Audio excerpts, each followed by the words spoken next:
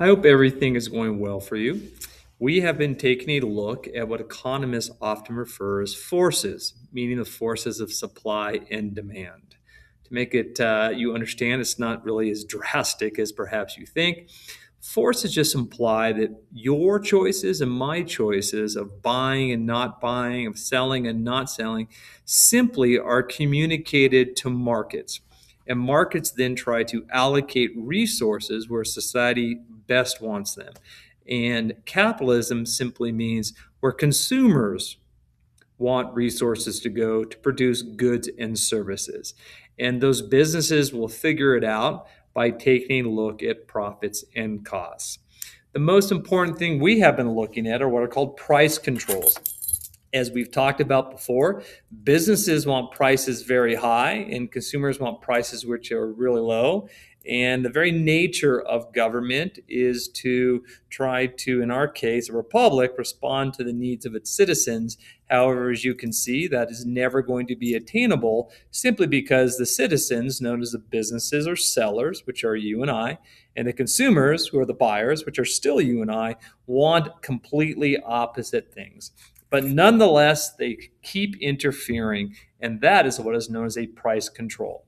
I would like you right now to make sure that you have these two models right now perfectly done in your notes. And I'll have the substitute hit pause really quick for you to copy these down perfectly in your notes as I explain them.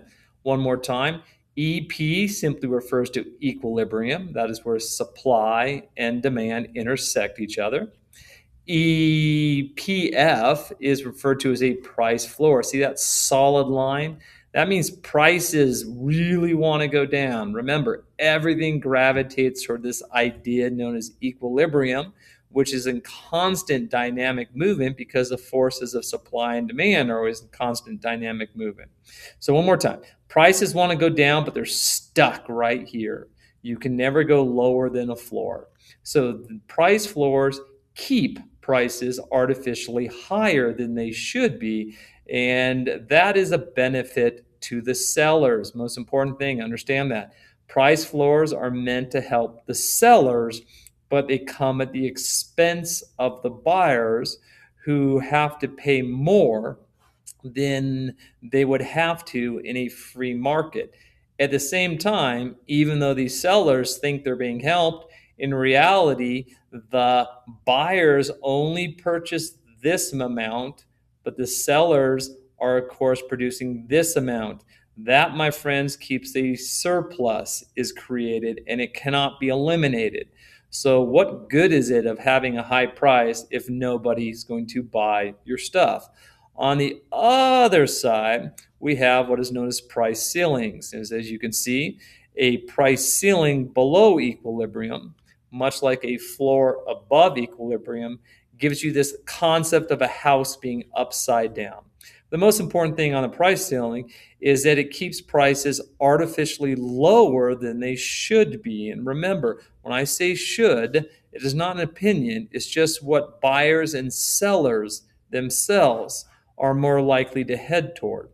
This is meant to help buyers and really not help sellers.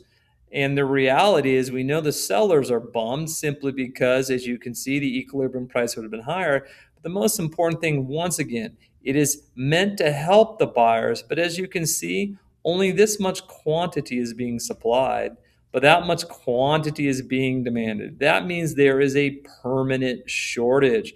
So, what's the point of saying that every, let's say, Lambo it can be sold for no more than $10 when I have my $10, yet as you can see, there is no Lamborghinis to be had. What good is it? That is why time after time after time after time, price controls never do what they're intended to do and make society worse off in the process. So let's take a look at an example. This is a little party known as the Soviet Union. Where is the Soviet Union today? It's nowhere. That is because it doesn't exist. Now, it doesn't exist as what I'll refer to as a nation state. That's a totally different thing. The fact remains that no country can maintain its existence without an economy that responds to the wants and desires of the people themselves. So, number one, something has value because of scarcity. Make sure we understand that, which is, of course, an interesting conversation regarding technology and this concept of whether there can be an infinite amount of stuff being created. The value is communicated through a price. One more time, price is objective, it's just a number. However, what you and I choose to do is subjective. That is what we value relative to the price. And we make those choices in the ideas known as supply and demand. Shortages exist because a third party entity wants to determine what the price should be, not what it actually is. Now, this should is normative. What it is, on the other hand, is normative, not at all. That is an economic law. The price will be what the price will be, and prices will be different for some particular good and service for a variety of reasons. But the markets themselves will simply communicate that. So, the most important thing I would like you to see in the command economies. Now, once again, correlation is not necessarily causation. So the fact that socialist economies generally end up being miserable doesn't prove anything, because data does not prove anything. However, the deductive theory that explains why these will ultimately fail, we talked about the knowledge problem, is something you should pay close attention to. So, one more time, planned economies have a 100% failure rate. No ifs, ands, or buts about it. And anybody says, well, look at this country right now, does not matter. Over time, everything just basically goes down, down, down, and down. That is why the state of New York is an interesting scenario, because it seems, despite the historical reality, people still think they can plan an economy. Interesting. So, where else can we go from this? Well, number one, I want to see more prior, particularly in Colorado. So, number one, price controls in Colorado. Absolutely, they exist. There is no ifs, ands, or buts about it. You may not know about it, but a price control could be a rent control. We can laugh all we want at the city of New York, but if you go down to Denver and you wonder why these major housing complexes look like they're poorly maintained, well, my friends, it might be due to rent control. And I'm going to have you take a look at that today. At the same time, they've tried this in Boulder. And what do we know about Boulder? Oh, that's interesting. Such a high cost of living and not much particular housing to be had. Same time, they've tried it in Fort Collins too, and it's called U+2, and then they actually got rid of it a couple years ago, I believe. Interest rate lids, it's things on credit cards. Oh, those poor students, why should they be charged higher interest rates? Well, an interest rate is just a price, just like everything else is just a price. And someone who says, well, it's not fair, let's make sure we don't let interest rates be any higher. Well, once again, that just creates shortage and surplus. Colorado is an agricultural state. There is simply no denying that the agricultural industry gets a massive amount of benefits in the form of price controls. You would be amazed at some of these price controls that probably still exist from World War II. They're meant to help this quote-unquote American farmer, but all they do is misdirect resources to where they're most widely needed according to what society says. And I remind you, in capitalism, I say society, but what I really mean is the millions of individual people making individual choices with the foundation of private property and the respect thereof. At the same time, Fort Collins, maybe your parents, maybe you're interested in this concept known as renewable energy. As I drive through the Eastern Plains, I see these over and over and over again. The massive amount of dollars meant to absolutely produce these, there's no possible way that they are even remotely feasible in real life market situations. There's nothing better when it comes to energy than probably petroleum and natural gas. Now, that might change in the future, but there's a difference between people forcing change through government and actual the market itself changing simply through supply and demand. So let's take a real quick summary of everything so we make sure we know we are clear. So supply and demand is a model, and you are expected to be able to draw it perfectly.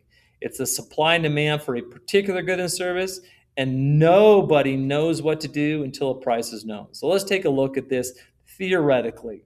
What is the relationship between the quantity, remember, which is a point on the curve, demanded, and the quantity supplied at P sub 1? Well, as you can see, P sub 1 is right here, and the quantity supplied is right here on the red curve, and the quantity demanded is right there on the red curve. And needless to say, I can conclude that they're absolutely equal. That means that there are 5 donuts being desired by people willing and able, and there were 5 donuts that were made at the price that people were willing and able to do that. Now, that is a special idea, and that idea is referred to as equilibrium, but it is only an idea. And the idea is that everything gravitates toward this value, which is constantly in motion. But when I look at other prices, like P sub 2, a price which is higher than equilibrium, and I notice that the quantity supplied when I go across this horizontal line, it hits the red curve, is Q sub 2, but the quantity demanded when it hits the blue curve is Q sub 3. And Q sub 2 is way more than Q sub 3.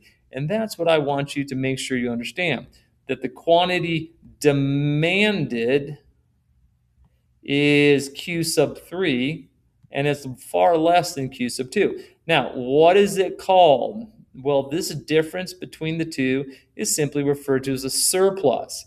Now, surpluses happen all the time. Think of a baker at the end of the day. Not every bread technically is ever bought. In fact, it's probably rarely ever going to work out that way.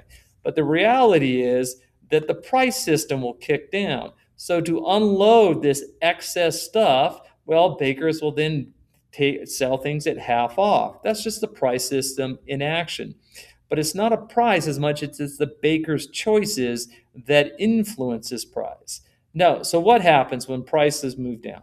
Well, according to the law of demand, that means the quantity demanded will increase. So what will happen is, I messed my board up, try this one more time. There we go. Is that as prices go down, this starts heading this direction. What about quantity supplied? Well, since that is a direct relationship, that means that it will go down. So as you can see, this green point and that green point begin heading toward equilibrium. And the distance between them, or that difference known as the surplus, just gets smaller and smaller and smaller.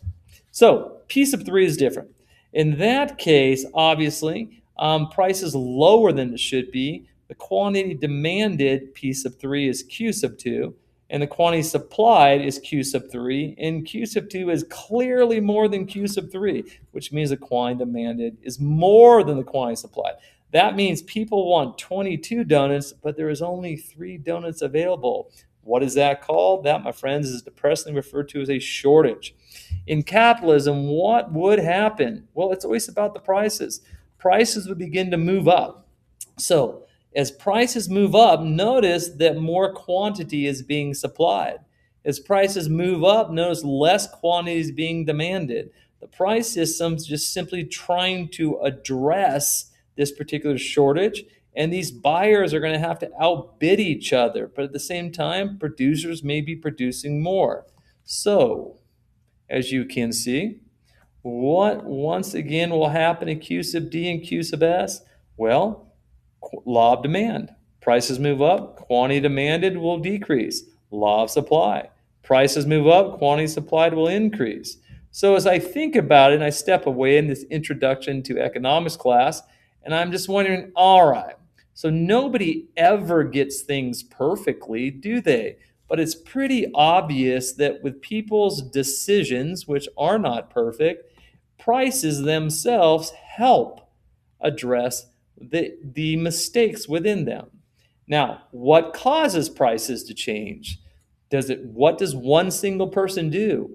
Well, it's not so much that one single person dictates everything. It's just you and I begin to make choices, and the choices influence the prices, and then the prices then influence our choices. Make sure we understand that. It's hard for people to grasp. Now, what does a change in price cause? Well, I definitely know, according to the laws of supply and demand, even though it's not a truly reactive thing. Remember, we talked about elasticity. Generally speaking, it affects quantity demanded and quantity supplied. Remember, I didn't say demand, I didn't say supply. I said the quantity demanded and quantity supplied, different specific points on the curve. Now, that tells me that what really eliminates shortages and surplus, my friends, it is always prices. So that is called the rationing effect of prices. To ration means to allocate things different ways. And obviously, it is best to not interfere with the price system, which people still struggle with. Why is that? Because a price is just not an arbitrary number, it reflects choices. And then it causes us to make choices at the same time. And time after time after time, governments think they can mastermind an economy. Governments think that they can choose a price that is a better decision than the millions and millions of people's decisions, which are then reflected in a price. Buyers want prices lower.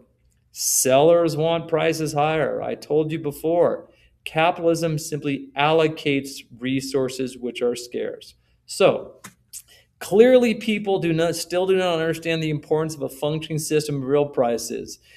Yeah, it's gone on forever and ever and ever and ever. Clearly, people do not understand the role of a price in capitalism, probably because people still don't understand what capitalism is. You yourself now do. It is strictly defined.